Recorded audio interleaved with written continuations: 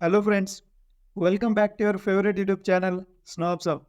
I am Weibo, back with another Snowflakes table type external tables. Yes friends, आज हम देखेंगे external tables. What are external tables with their definition, architecture, use cases, key points as well as one practical example. So stay tuned till the end of this video. And friends, if you are new to this channel, hit the like button, share, and don't forget to subscribe to this channel so I can make more such content for you. Okay, so let's get started.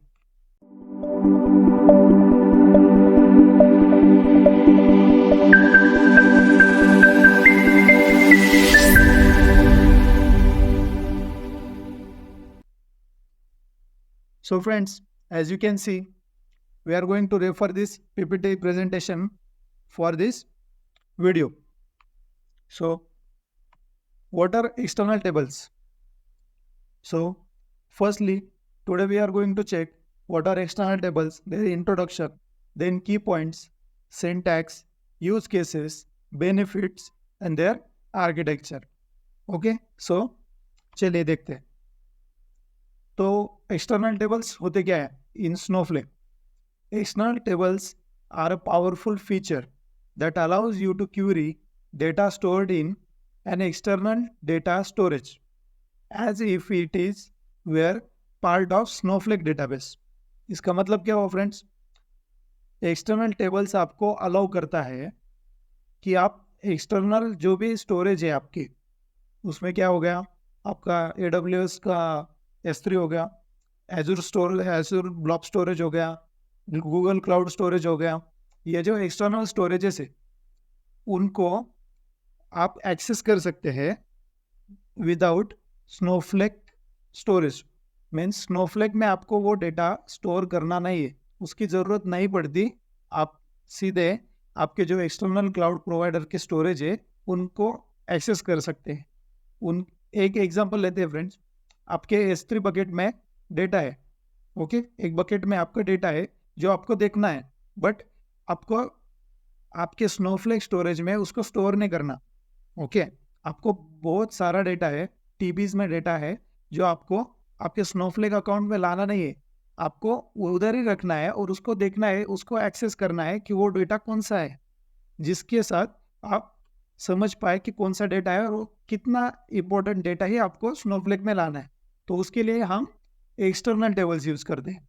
External table आपको allow करते हैं query करने के लिए जो भी data आपका external storage में है.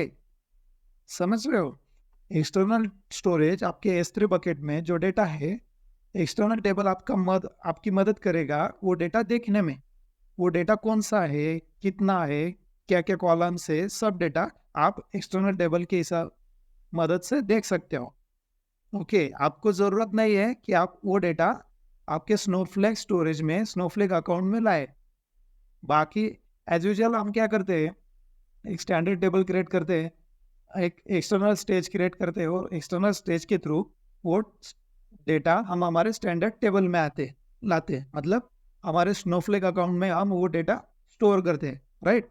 बट एक्सटर्नल टेबल्स हमें यही पर हेल्प करते हैं कि वो हमें ज़रूरत नहीं पड़ती कि हम वो डेटा एक्सटर्नल स्टेज के थ्रू अगले हमारे स्टेज में टेबल में स्टोर करें. ओके, हम वैसे ही बिना स्नोफ्लेक अकाउंट में वो डेटा स्टोर करें, हम हमारे एक्सटर्नल स्टोरेज में ही जाके वो डेटा देख सकते हैं यूजिंग एक्सटर्नल टेबल्स. ओके, तो ये हो गए एक्सटर्नल टेबल्स.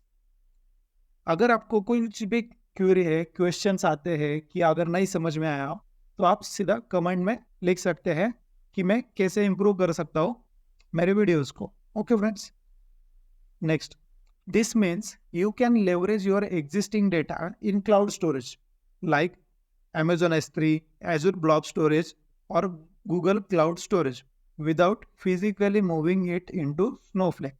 जैसे कि मैंने आपको पहले ही बताया, आपको ज़रूरत नहीं है वो डेटा फिजिकली आपके स्नोफ्लेक स्टोरेज में लाने की या फिर आपके स्नोफ्लेक अकाउंट में लाने की. आप वैसे ही जो आपका एक्सटर्नल क्लाउड प्रोवाइडर का स्टोरेज है उधर ही आप जाके देख सकते हो कि आपका कौन सा डेटा है, कितना डेटा है यूजिंग आप एक्सटर्नल टेबल्स, और वो भी स्नोफ्लेक में ही, स्नोफ्लेक के अकाउंट में ही आप क्यूरी करोगे और आप देख सकोगे कि आपके एक्सटर्नल क्लाउड प्रोवाइडर जिसका आपके स्नोफ्लेक से कोई संबंध नहीं है, वो अलग चीज़ है, ये अलग चीज़ है, बट फिर भी आप उसके एक्सटर्नल टेबल की मदद से आप वहाँ पे जाके देख सकते हैं। ओके, तो चलिए की पॉइंट्स देखते हैं। External tables let you store within Snowflake certain file level metadata, including file names, version identifiers, and related properties. अगर आप चाहिए तो आप कुछ चीज़ें स्नोफ्लेक में स्टोर कर सकते हैं एक्सटर्नल टेबल की हेल्प से। उसमें क्या कहा गया है, आपका फाइल लेवल मेटा डेटा, जो भी नाम है उसमें फाइल नेम्स हो गए, वर्जन हो गया, फाइल का वर्जन जो भी आप यूज़ कर रहे हो वो, और उसके रिलेटेड प्रॉपर्टीज कितनी साइजेस है वगैरह आप स्टोर कर सकते हो with the help of external tables. Next, external tables can access data stored in any format that copy into table command supports. Okay, इसे समझते हैं फ्रेंड्स। आपके एक स्टैंडर्ड टेबल है, चलो आपको उसमें डेटा लोड करना है, तो हम क्या करते हैं, कॉपी इनटू स्टेटमेंट यूज करते हैं फ्रेंड्स। तो कॉपी इनटू स्टेटमेंट्स जो भी फाइल फॉर्मेट्स को सपोर्ट करता है, वो सब फाइल फॉर्मेट्स आप एक्सटर्नल टेबल की मदद से देख सकते हैं आपके एक्सटर्नल क्लाउड प्रोवाइडर में। ओके, तो कॉपी इनटू स्टेटमेंट कौन कौन से फाइल फॉर्मेट्स को सपोर्ट करता है, CSV हो गया, TSV हो गया, पार्केट हो गया, ORC, JSON, text files, XML format and Avro. ये जो भी फॉर्मेट्स है ये कॉपी इनटू स्टेटमेंट सपोर्ट करता है, और यही सब फाइल फॉर्मेट्स आप एक्सटर्नल टेबल में भी देख सकते हो। अगर आप बोलोगे कि नहीं आपको इमेजेस JPG फाइल फॉर्मेट देखना है या फिर वीडियोस का देखना है, तो नहीं फ्रेंड्स, वो आपको नहीं देखेगा। आपको ये जो भी फॉर्मेट्स है ये सब दिखेंगे, जो भी आपको कॉपी इनटू स्टेटमेंट सपोर्ट करता है वो सभी फाइल फॉर्मेट्स आप एक्सटर्नल टेबल में देख सकोगे। Okay, external tables are read only. हाँ, external tables are read only. आप सिर्फ देख सकोगे एक्सटर्नल टेबल की मदद से कि आपके स्टोरेज में क्या क्या है, कितना डेटा है, कौन से साइज का है, क्या क्या कौन से टाइप का है, क्या क्या नाम से उसके, मतलब कौन सा डेटा है, वो आप सब देख सकोगे, पर आप उसमें चेंजेस नहीं कर पाओगे। आपको अगर चेंजेस करना है तो एज यूजल जैसे हम करते हैं, स्टैंडर्ड टेबल क्रिएट करिए, एक्सटर्नल स्टेज की मदद से वो उसमें लोड कीजिए डेटा, और आप उसमें बाद में चेंजेस किए। या फिर आप अगर एक्सटर्नल टेबल ही देखना चाहते हो, यूज़ करना चाहते हो, तो एक्सटर्नल टेबल में डेटा देखिए कौन कौन सा है, और अगर उसमें अगर आपको चेंजेस करना है तो आप अपने क्लाउड प्रोवाइडर के अकाउंट में चले जाइए, आपके बकेट में वो डेटा को अपने लोकल डिवाइस से कनेक्ट कीजिए, और उसमें कुछ चेंजेस करना है तो आपके बकेट में वो चेंजेस कीजिए, वहाँ से आप चेंजेस कर सकोगे। बट आप अगर बोलोगे कि एक्सटर्नल टेबल में ही मुझे क्यूरी करके वो डेटा चेंज करना है, तो वैसा नहीं होगा फ्रेंड्स। आप सिर्फ वो देख पाओगे क्या क्या डेटा है, कौन सा डेटा है सब, बट उसमें कोई भी आप चेंजेस नहीं कर पाओगे। It is only a read only external table data. Okay, so external tables can also be configured with event notifications, cloud provider like SQS from AWS. Okay, ये एक एग्जांपल हो गया फ्रेंड्स। आप एक्सटर्नल टेबल को configure कर सकते हो event notification के लिए भी। जो भी आपको इवेंट नोटिफिकेशन चाहिए कि आपके डेटा में ये ऐसा ऐसा हुआ, या फिर ये भी स्टोर हुआ, इतने साइज का डेटा और न्यू डेटा आपके स्टोरेज में इन हुआ है, लोड हुआ है, तो आपके अगर उसकी इवेंट नोटिफिकेशन चाहिए तो आप एक्सटर्नल टेबल की हेल्प ले सकते हैं, वो सपोर्ट करता है। जैसे कि एक एग्जांपल के तौर पे अमेजोन का SQS हो गया, सिंपल क्यू सर्विस जो अमेजोन प्रोवाइड करता है, आप उसकी हेल्प ले सकते हो इवेंट नोटिफिकेशन के लिए। ओके, तो चलिए नेक्स्ट देखते हैं। तो आ गए आप सिंटैक्स पे। तो एक्सटर्नल टेबल्स का सिंटैक्स होता कैसा है फ्रेंड्स? तो एक्सटर्नल टेबल का सिंटैक्स सिंपल है, हमें सिर्फ क्रिएट और रिप्लेस एक्सटर्नल टेबल यहाँ पे मेंशन करना है। जैसे कि हम जब भी टेबल क्रिएट करते हैं तो हम यहाँ पे उसका टाइप मेंशन करते हैं। अगर आपको नॉर्मली बाय डिफ़ॉल्ट आप अगर सिंपल इधर टेबल ही लिखोगे तो वो standard table by default create करता है।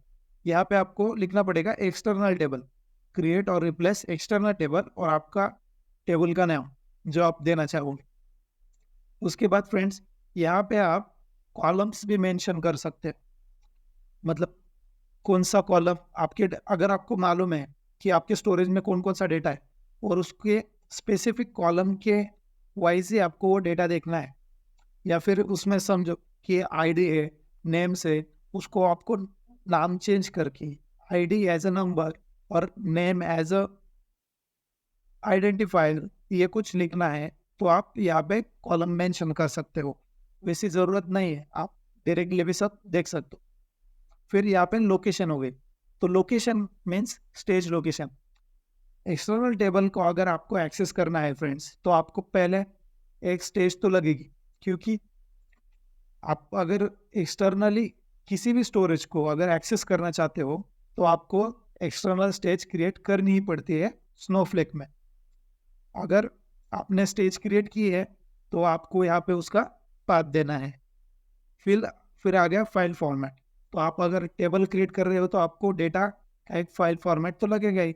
तो आप एक पहले एक्सटर्नल टेबल क्रिएट करने से पहले आपके दो चीज़ रहेंगी, आपको फाइल फॉर्मेट क्रिएट करना है, उसके बाद आपको एक एक्सटर्नल स्टेज क्रिएट करनी है, फिर उसके बाद आती है स्टेप कि आपको एक्सटर्नल टेबल क्रिएट करना है और उसमें ये दोनों की डिटेल्स आपको देनी पड़ेगी फ्रेंड्स। फिर पार्टीशन बाय, आपको वैसे ही कौन से कॉलम्स चाहिए या फिर नहीं, और अदर ऑप्शंस, आपको ऑटो रिफ्रेश चाहिए कि नहीं चाहिए। इसमें भी ऑटो रिफ्रेश होता है फ्रेंड्स। अगर आपको स्टेज में नया डाटा आया है या फिर बकेट में जो भी डेटा नया आया है वो आपको आपके यहाँ पे रिफ्रेश, ऑटो रिफ्रेश होना चाहिए या नहीं होना चाहिए, ये आप अदर ऑप्शंस में यहाँ पे लिखोगे। और auto refresh is equal to true और फॉल्स। ओके, तो ये सिंपल सिंटैक्स है फ्रेंड्स एक्सटर्नल टेबल्स का, ज़्यादा कॉम्प्लेक्स नहीं है, डिफिकल्ट भी नहीं है। चलो नेक्स्ट देखते हैं। तो यूज केसेस, एक्सटर्नल टेबल्स कहाँ पे हम यूज़ कर सकते हैं, क्या क्या कॉर्पोरेट में, इंडस्ट्रियल यूज में एक्सटर्नल टेबल क्या काम का आता है। ओके, तो पहला है friends data pipeline transformation. Okay, use external tables as part of data pipelines to perform initial transformations and filtering on data before further processing within Snowflake. Okay, तो इसका मतलब क्या है फ्रेंड्स, एक्सटर्नल टेबल आपको help करता है आपके data pipelines में। जो भी आप ट्रांसफॉर्मेशन के परफॉर्म करोगे, जो भी एग्जीक्यूशन करोगे, उससे पहले वो डेटा फिल्टर करने के लिए आप एक्सटर्नल टेबल का यूज़ कर सकते हो। अगर आपको कुछ स्पेसिफिक डेटा आपके एक्सटर्नल क्लाउड प्रोवाइडर्स के स्टोरेज से आपको स्नोफ्लेक अकाउंट में लाना है, और अगर आपके बकेट में बहुत सारा डेटा है, आपको सब नहीं लाना, तो वो कौन सा डेटा लाना है वो फिल्टर करने के लिए आप एक्सटर्नल टेबल की हेल्प ले सकते हो। ओके, उससे आपको दिख जाएगा कि कौन सा डेटा है और कितना डेटा ही आपको लाना है। तो फिल्टरिंग में एक्सटर्नल टेबल आपकी हेल्प करेगा। This can help optimize pipeline performance and reduce the amount of data that need to be loaded into Snowflake. Okay, सीधी सी बात है, अगर आप स्पेसिफिक डेटा ही फिर देखने के बाद अगर लाओगे स्नोफ्लेक अकाउंट में, तो आपका जो पाइपलाइन का परफॉर्मेंस है वो फास्ट होगा, क्यूरी जो भी आपकी वो फास्ट रन होगी, और उसके बाद जो भी है अमाउंट ऑफ डेटा वो रिड्यूस हो जाएगा। आपको सब डेटा लाने की ज़रूरत नहीं है, फिर उसको डिलीट करने की ज़रूरत नहीं है, जो आपको चाहिए वही आप ला सकोगे। ओके, सेकंड पॉइंट आ गया फ्रेंड्स, सेकंड यूज केस है लार्ज डेटा सेट रिपोर्टिंग। तो इसमें generates reports and dashboards on massive data set residing in your data lake without transferring them entirely into Snowflake. जैसे कि मैंने अभी बताया आपको, आप जनरल रिपोर्ट्स, डैशबोर्ड्स क्रिएट करते हो बाद में आपका स्नोफ्लेक में जो डेटा है उससे, राइट। बट उसके लिए एक्सटर्नल टेबल्स की हेल्प से आपको ज़रूरत नहीं कि पूरा का पूरा डेटा पहले लाना पड़े, आपको स्पेसिफिक डेटा ही आप ला सकोगे एक्सटर्नल टेबल की मदद से। This reduces data movement overheads and ensure smooth report generation even for every large data set. इसका भी वही मतलब हो गया, आप स्मूथ जो भी डेटा ट्रांसफॉर्मेशन है वो कर पाओगे, और जो भी आपको डैशबोर्ड या फिर जो भी रिपोर्ट आपको क्रिएट करना है वो इजीली आप कर पाओ। Third is the cost effective data management. तो इसमें देखते हैं, avoid unnecessary data duplication by keeping data in your existing cloud storage and accessing it through external tables। आपको सभी डेटा आपके स्नोफ्लेक अकाउंट में लाना नहीं है, तो जो डुप्लीकेशन होता है डेटा का, बार बार वही अगर डेटा आपने कॉपी इनटू या फिर लोड कर लिया तो डुप्लीकेट हो जाता है, एक ही डेटा डबल या फिर ट्रिपल टाइप हो जाता है अपने पास, तो उसकी ज़रूरत ही नहीं पड़ेगी। हम पहले ही देख लेंगे कि कौन सा डेटा आया है या फिर कौन सा डेटा आपको लाना है। This minimize storage cost within Snowflake and optimizes overall data management expenses. सीधी सी बात है, अगर आप स्पेसिफिक डेटा ही आपके स्नोफ्लेक स्टोरेज में लाओगे तो आपका डेटा का भी स्टोरेज का जो कॉस्ट है वो कम लगेगा, क्योंकि आप स्पेसिफिक जो जितना डेटा लग रहा है उतना ही डेटा आप स्नोफ्लेक में लाओगे, तो स्टोरेज का जो कॉस्ट है वो बच जाएगा। तो ये एक एडवांटेज हो गया। ये यूज केसेस है आपकी एक्सटर्नल टेबल की। Okay, next. तो बेनिफिट्स क्या है एक्सटर्नल टेबल के? इट्स अ कॉस्ट इफेक्टिव, जैसे कि अभी मैंने बताया, avoid data duplication and leverage existing storage infrastructure. जो भी आपका एग्जिस्टिंग स्टोरेज इंफ्रास्ट्रक्चर है वही आप यूज करोगे, मतलब जो आपका क्लाउड प्रोवाइडर का स्टोरेज है आप वही यूज कर रहे हो। आपका क्लाउड का जो स्नोफ्लेक का स्टोरेज है वो आप यूज नहीं कर रहे हो, आप पहले ही आपने AWS के स्टोरेज से ही देख रहे हो कि कौन सा डेटा है क्या है, उसमें आपका काम हो जा रहा है। Okay, scalable, efficiently handle large data set without impacting performance.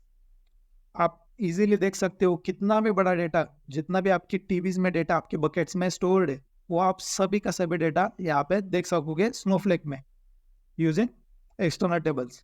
Flexible, query various data formats and location seamlessly. जैसे मैंने आपको बताया वेरियस फाइल फॉर्मेट्स ये एक्सटर्नल टेबल सपोर्ट करता है। उसमें क्या क्या आ गया, जो भी कॉपी इनटू स्टेटमेंट सपोर्ट करता है वो सभी फाइल फॉर्मेट्स आ गए। Simplified data lake management, utilize Snowflake for data exploration and analysis.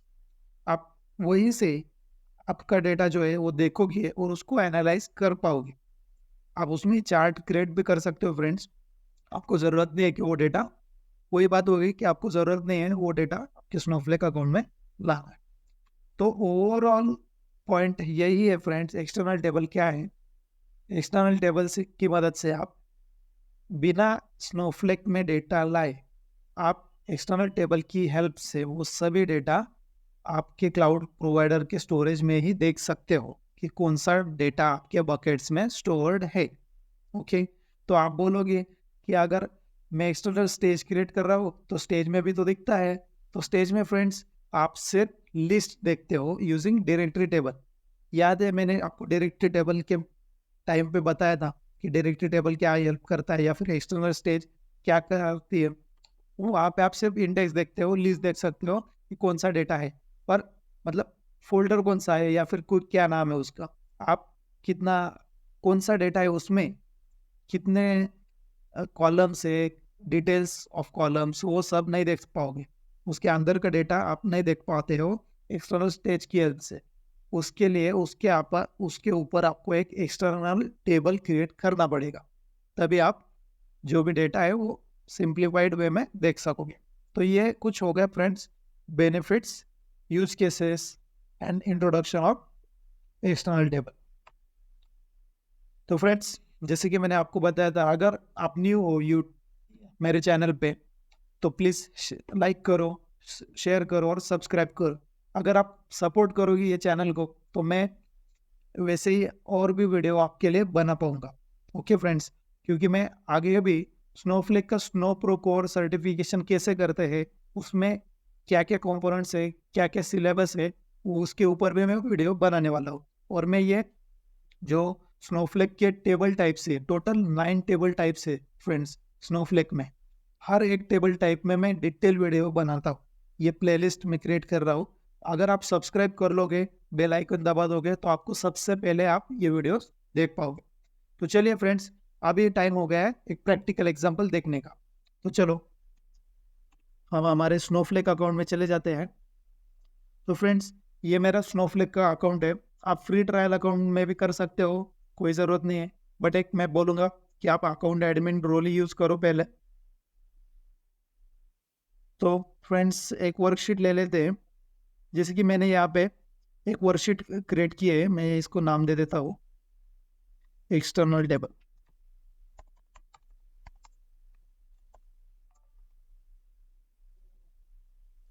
Demo. Okay, तो ये हो गई हमारी वर्कशीट।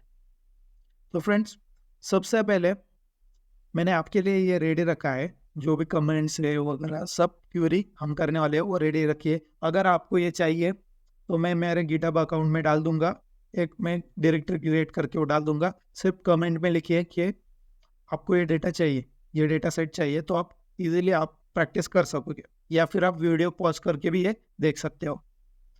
तो फ्रेंड्स, हम अकाउंट एडमिन रोल यूज़ करेंगे यहाँ पे। ओके, तो हमारे स्टेटमेंट सक्सेसफुली एग्जीक्यूट हो गया है। फिर हमको लगेगा एक डेटाबेस, तो हम एक डेटाबेस क्रिएट कर लेंगे एक्सटर्नल डीबी नाम से। ओके, तो हमारा एक्सटर्नल डीबी क्रिएट हो गया है। फिर उसके बाद हम क्रिएट करेंगे एक स्कीमा। मैं यहाँ पे एक्सटर्नल स्कीमा नाम दूंगा उसको।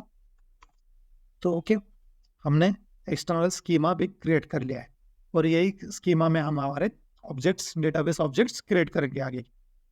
ओके फ्रेंड्स, यहाँ पे मैं अकाउंट एडमिन रोल यूज़ कर रहा हूँ और कंप्यूट वेयर हाउस यूज़ कर रहा हूँ।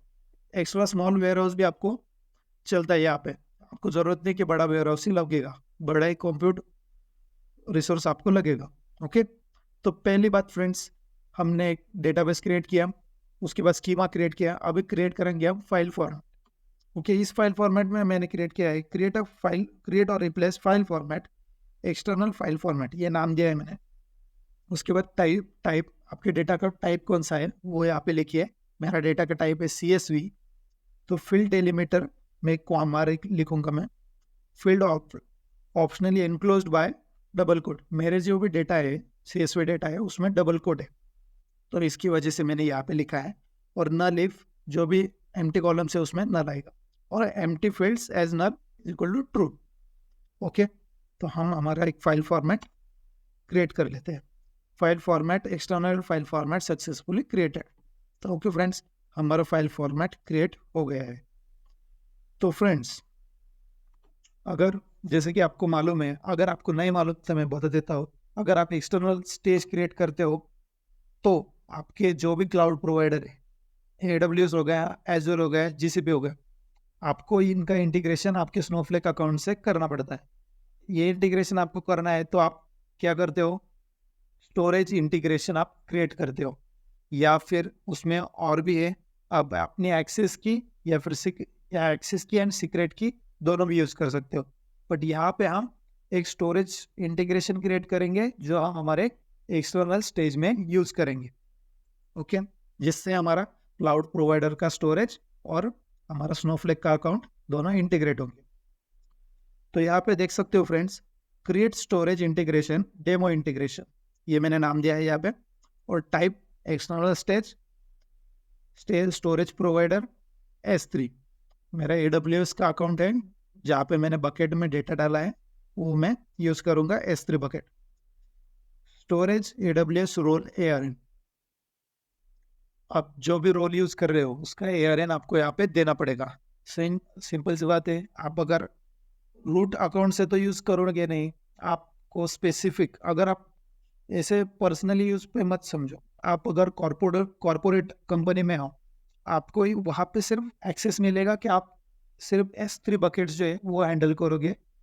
तो आपके पास एक यूज़र आईडी होगा, एक IAM यूज़र आईडी होगा, तो उसका ARN हम यहाँ पे मेंशन करेंगे।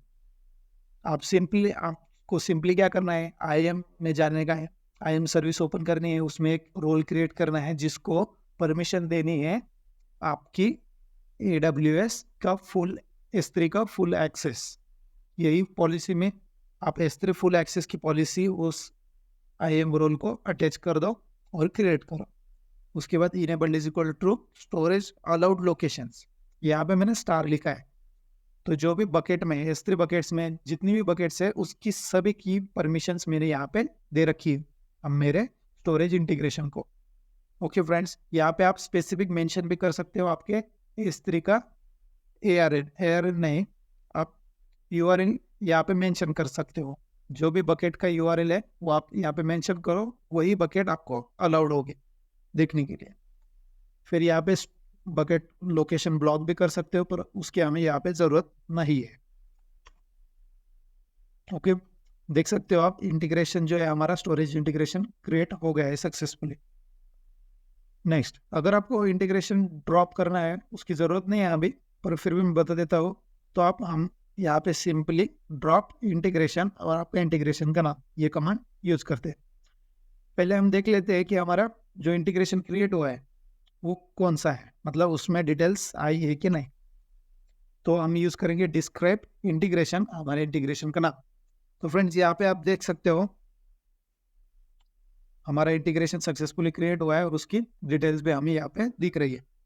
हमारा स्टोरेज प्रोवाइडर है S3, allowed location star means all locations हमने एक्सेस दिया है, ब्लॉक लोकेशन कुछ भी नहीं है। और यहाँ पे हमें IAM यूजर ARN मिला है यहाँ पे। ओके, यहाँ पे AWS का रोल ARN भी क्रिएट हुआ है और एक्सटर्नल ID भी यहाँ पे हमें क्रिएट हुए। आप जब स्टोरेज इंटीग्रेशन क्रिएट करते हो आपको ये भी ऑप्शन रहता है कि आप एक्सटर्नल ID वहाँ पे मेंशन करो। अगर आपने नहीं मेंशन की वो बाय डिफॉल्ट यहाँ पे क्रिएट हो जाती है फ्रेंड्स। ओके, तो चलो नेक्स्ट, हमारा इंटीग्रेशन तो क्रिएट हो गया, फिर नेक्स्ट स्टेप आती है एक्सटर्नल स्टेज क्रिएट करने की। ओके, तो यहाँ पे हम क्रिएट और replace stage external stage, okay, ये क्रिएट करेंगे।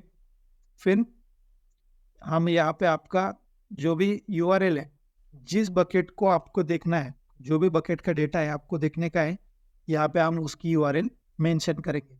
जैसे कि मेरे AWS की बकेट है डायनेमिक न्यू बकेट, यहाँ पे मेरा डेटा है कुछ जो मुझे देखना है, तो मैंने यहाँ पे वो URL मेंशन की है, राइट।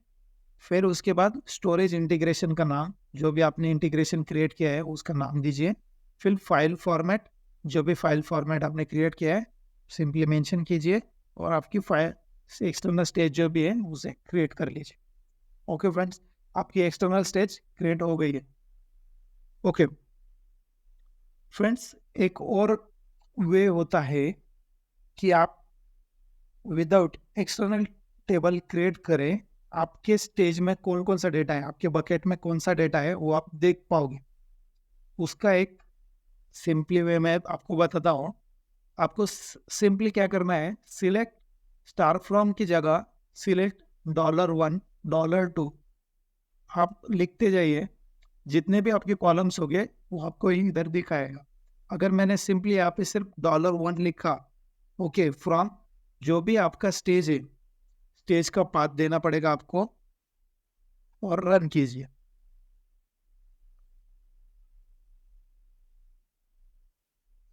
जैसे कि आप यहाँ पे देख सकते हो फ्रेंड्स, उसने एक टेबल, उसने एक आपके जो भी क्लाउड प्रोवाइडर में जो भी डेटा है, CSV डेटा है मेरा, उसको यहाँ पे ही दिखा दिया। मैंने अभी तक एक्सटर्नल टेबल क्रिएट किया क्या? नहीं क्रिएट किया, सिर्फ मैंने एक्सटर्नल स्टेज क्रिएट किए, उसमें ही आपको सब डेटा दिख गया। मतलब जो भी कॉलम फर्स्ट है उसका डेटा आपको यहाँ पे ही दिख गया। देख सकते हो मेरे डेटा में 1000 रोज है, वो भी यहाँ पे इसने दिखा दिया। और मेरे फर्स्ट कॉलम का नाम क्या है, वो है इंडेक्स, वो भी आपको दिख गया। बट आप बोलोगे फिर अगर ऐसे ही दिख रहा है, एक मैं और एक कॉलम दिखाता हूँ आपको, $2। ओके, फिर से रन करेंगे। ओके, यहाँ पे देख सकते हो मेरा सेकंड कॉलम जो है वो भी यहाँ पे दिख गया। सेकंड कॉलम कौन सा है? Organization ID. और यहाँ पे जितने भी आईडी है मेरे डेटा के में, मैं यहाँ पे डेटा सेट यूज कर रहा हूँ organization .csv। Thousands of organization है जिसकी मेरे पास डेटा है। ओके, तो ये डेटा सेट में यूज करना वाला हूँ। तो यहाँ पे ऑर्गेनाइजेशन आईडी सब दिख गए। तो आप बोलोगे फ्रेंड्स कि यहाँ पे ही अगर मुझे दिख रहा है यही कमेंट से, तो मैं एक्सटर्नल टेबल क्यों यूज करूँ? सही सी बात, सीधी सी बात है। बट फ्रेंड्स, इसमें लिमिटेशन ये है कि आपको डॉलर्स लिखने पड़ेंगे। आपको नहीं मालूम कि आपके एक्सटर्नल क्लाउड स्टोरेज में आपके डेटा में कौन सा डेटा है। आपके अगर आपको छोटा सा आप डेटा सेट यूज कर रहे हो प्रैक्टिस के लिए, तो आपको मालूम है चलो कि इतने इतने कॉलम है, आपने पहले ही डेटा सेट देखा है। अगर आप कंपनी में काम कर रहे हो तो thousands of data daily base पे रिफ्रेश होता है, ऐड होता है, तो आपको थोड़ी मालूम है कि कौन कौन से क्या कॉलम है वगैरह। तो यहाँ पे आपको टोटल कॉलम्स कितने हैं, कौन कौन से नाम है वो नहीं दिखते आपको। फिर आपको डॉलर ऐड करने पड़ेंगे, $3, $4, $5, कब तक आप लिखोगे और कितने आपको नहीं मालूम ना। तो यही लिमिटेशन इस कमांड में आ जाता है। तो इसीलिए हम आगे एक्सटर्नल टेबल क्रिएट करेंगे। तो ये नेक्स्ट है एक्सटर्नल टेबल का सिंटैक्स। क्रिएट और replace external table demo external table, okay, with location of your external stage with auto refresh. जो मैंने एक्स्ट्रा ऑप्शन आपको मेरे पीपीटी स्लाइड में दिखाया था, जो आप मेंशन कर सकते हो, तो यहाँ पे मैंने लिखा है auto refresh is equal to false. मुझे ऑटो रिफ्रेश नहीं चाहिए, इसलिए मैंने फॉल्स लिखा है। आप ट्रू कर सकते हो। फिर फाइल फॉर्मेट, ये सिंटैक्स है फाइल फॉर्मेट लिखने का। File format is equal to file format, format name is equal to आपके फाइल फॉर्मेट का नाम। तो चलिए फ्रेंड्स एक्सटर्नल टेबल क्रिएट कर लेते हैं। ओके, तो एक्सटर्नल टेबल हमारा क्रिएट हो गया है सक्सेसफुली। अगर हम यहाँ पे देखिए, मैं रिफ्रेश कर देता हूँ, तो जैसे कि मेरे स्नोफ्लेक अकाउंट में आप देख सकते हो, पहले यहाँ पे हमारा एक्सटर्नल डीबी नहीं था। हमने क्या क्या किया, सॉरी, हमने एक्सटर्नल डीबी क्रिएट किया, फिर एक्सटर्नल स्कीमा क्रिएट किया, और उसमें हमने डेटाबेस ऑब्जेक्ट्स क्रिएट किए। जैसे कि हमने फाइल फॉर्मेट क्रिएट किया, राइट, हमने स्टेज क्रिएट की, ये स्टेज है हमारी, डायरेक्टली टेबल इनेबल कर देते हैं। ओके, तो ये स्टेज है, इसमें मेरा डेटा है। तो मैंने जानबूझकर फ्रेंड्स मेरे ऑर्गेनाइजेशन CSV डेटा फाइल के साथ एक JPG फाइल, एक फोटो भी ऐड किया है, मेरे बकेट में डाला है। तो आपको दिखा क्या वो, जब भी हम नेक्स्ट देखेंगे कि कौन सा हमें डेटा दिखता है। बट जैसे कि मैंने आपको बताया था पहले कि हमें वही डेटा दिखेगा जो कॉपी इनटू स्टेटमेंट सपोर्ट करता है। आपको ये JPG इमेज वहाँ पे नहीं दिखेगी। ओके, और हमने टेबल क्रिएट किया, हमारा ये जो भी एक्सटर्नल टेबल वो आपको यहाँ पे दिख जाएगा। ओके, तो चलिए फ्रेंड्स हम क्यूरी करते हैं कि हमारा डेटा कौन कौन सा है हमारे एक्सटर्नल टेबल में। उसके लिए हमने सिंपली एक क्यूरी रन की है, सिलेक्ट स्टार फ्रॉम हमारे एक्सटर्नल टेबल का नाम। ओके, तो फ्रेंड्स जैसे कि आप देख सकते हो, हमारा पूरा का पूरा डेटा जो भी हमारे S3 में है, मेरे organization.csv में जितना भी डेटा है, वो सब का सब डेटा यहाँ पे आ गए हैं। आ गया है मीन्स मुझे दिख सकता है, मैं उससे एक्सेस कर पाऊंगा, but only read only, no writable data. Okay, या इसकी हेल्प से मैं चार्ट्स और ग्राफ भी बना पाऊंगा, बट मैं उसमें कोई चेंजेस नहीं कर सकता। तो देख सकते हैं फ्रेंड्स, ये मेरा कॉलम है। ओके, ये फर्स्ट लाइन है जिसमें मेरे टोटल मेरे डेटा सेट में 9 कॉलम्स है, C1, C2, C3, C4, C5, C6, C7, C8 and C9। और मेरे ये कॉलम्स का नाम है। पहले रो में आपको पूरे कॉलम्स के नाम दिखेंगे उसके कॉलम के आईडी के साथ। ओके, इंडेक्स हो गया, ऑर्गेनाइजेशन आईडी हो गया, नेम हो गया, वेबसाइट, कंट्री, या फिर जो भी। तो आप देख सकते हो फ्रेंड्स, यहाँ पे सिर्फ CSV डेटा जो भी है वही आया है, आपकी मेरे इमेज का डेटा यहाँ पे नहीं दिख रहा है। ओके, तो सेकंड रो में ये सब दिख गया कि मेरा जो आईडी था वो इंडेक्स, फिर ऑर्गेनाइजेशन का आईडी, फिर लोकेशन, उसके जो भी डेटा है मेरा वो यहाँ पे सब दिख रहा है। ये सब डेटा मेरा है S3 के बकेट में स्टोर। मैंने ना वो डेटा मेरे स्नोफ्लेक के स्टोरेज में लोड किया है, ना मेरे टेबल में लोड किया है। मैंने सिंपली वो डेटा एक्सेस किया है जो मेरा डेटा क्लाउड प्रोवाइडर पे है। ओके, तो यही है external table friends. External table की मदद से आप यही डेटा देख पाओगे। अभी आपको यही डेटा दिख रहा है सब, तो आप सिंपली यही से देख पाओगे कि कौन कौन सा डेटा है, कितने कॉलम से, और यही आप शॉर्ट लिस्ट करोगे। फिर आपको जो जो डेटा चाहिए वही डेटा आप यहाँ पे ला पाओगे। ओके फ्रेंड्स, तो आज का वीडियो यही पे था फ्रेंड्स कि एक्सटर्नल टेबल क्या है, आपको समझ में आ ही गया होगा। अगर नहीं समझ आया कमेंट कीजिए, मैं आपको कमेंट्स में बताऊंगा कि एक्सटर्नल टेबल आपकी जो भी क्वेरी होगी मैं उसको रिजॉल्व करने का फुल्ली ट्राई करूँगा। ओके फ्रेंड्स, फिर से एक बार बताऊंगा, अगर आप नए हो शेयर कीजिए, लाइक कीजिए और सब्सक्राइब करना मत भूलिए। चलिए, thank you friends, bye bye, take care.